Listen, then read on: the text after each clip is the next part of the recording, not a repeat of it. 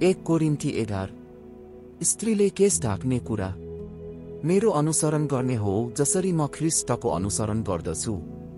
म तिमीहरूको तारिफ गर्दछु किनकि सबै विषयमा तिमीहरू मलाई सम्झन्छौ र मैले तिमीहरूलाई दिएका शिक्षाहरू कायम राख्दछौ। तर तिमीहरूले यो बुझ भन्ने म चाहन्छु कि हरेक मानिसको शिर ख्रीष्ट हुनुहुन्छ, स्त्रीको शिर तिनको पति हो अनि ख्रीष्टको शिर परमेश्वर हुनुहुन्छ। प्रार्थना गर्दा वा अगमबाणी बोल्दा आफ्नो शिर ढाक्ने मानिसले आफ्नो शिरको अपमान गर्दछ।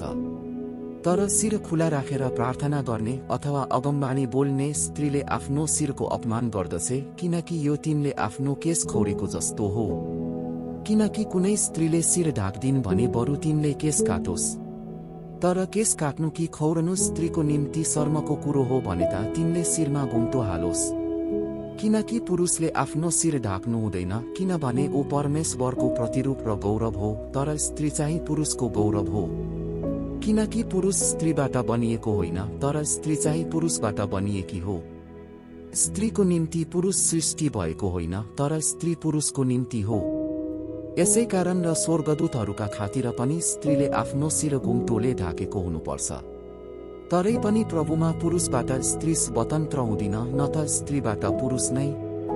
किनकि जसरी पुरुषबाट स्त्री बनी यसरी नै पुरुष स्त्रीबाट जन्मन्छ। तर सब थोक परमेश्वरबाट नै आउँदछन्। तिमीहरू आफै विचार गर, शिर नराखी परमेश्वरलाई प्रार्थना गर्न स्त्रीलाई सुहाउँछ र? पुरुषले लामो केश पाल्यो भने त्यो यसको निम्ति शर्मको कुरो हो भनी के प्रकृतिले पनि तिमीहरूलाई सिकाउँदैन र? तर यदि स्त्रीको लामो केश छ भने त त्यो तिनको निम्ति गौरव हो, किनकि स्त्रीको केश तिनलाई ढाक्नलाई दिइएको हो।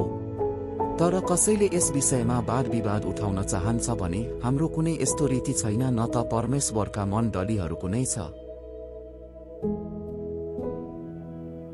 प्रभु बोझ तर यी आदेश दिँदा म तिमीहरूको तारिफ गर्दिन किनकि तिमीहरू भेला हुँदा त्यो असलको निम्ति हुँदैन तर त्यो अझ खराबीको निम्ति हुन्छ।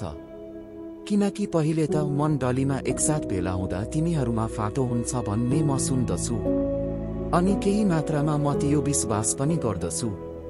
तिमीहरूमध्ये ग्रहणयोग्य ठहरिएकाहरू चिनिनलाई तिमीहरूमा मतभेद हुनु पनि आवश्यक नै छ। जब तिमीहरू एकसाथ भेला भएर खानपान गर्छौ त्यो चाहिँ प्रभु भोज होइन।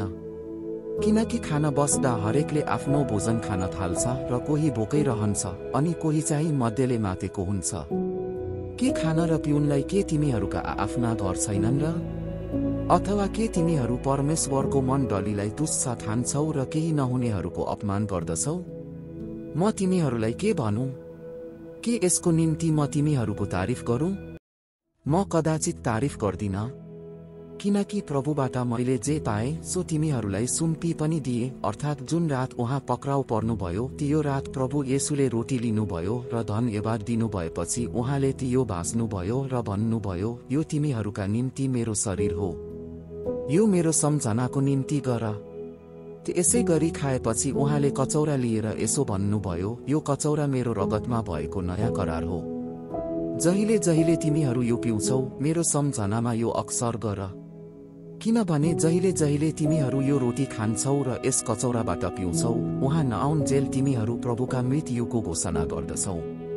यसकारण जसले अयोग्य रीतिले प्रभुको रोटी खान्छ कि प्रभुको कचौराबाट पिउँछ त्यो मानिस प्रभुको शरीर र रगतलाई अपवित्र तुल्याएकोमा दोषी ठहरिनेछ।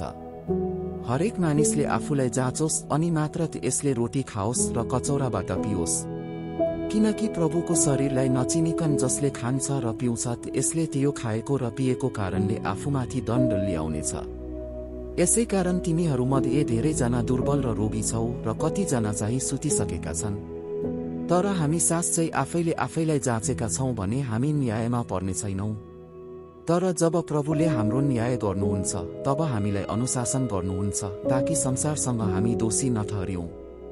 यसकारण मेरा भाइ हो, खानलाई एकसाथ भेला हुँदा एक दोस्रालाई पर्ख। यदि कोही भोको छ भने यसले घरैमा खाओस्, नत्र त एकसाथ भेला हुँदा तिमीहरू दण्डको भागी हुनेछौ। अरू कुराहरूका विषयमा म आउँदा निर्देशन दिनेछु।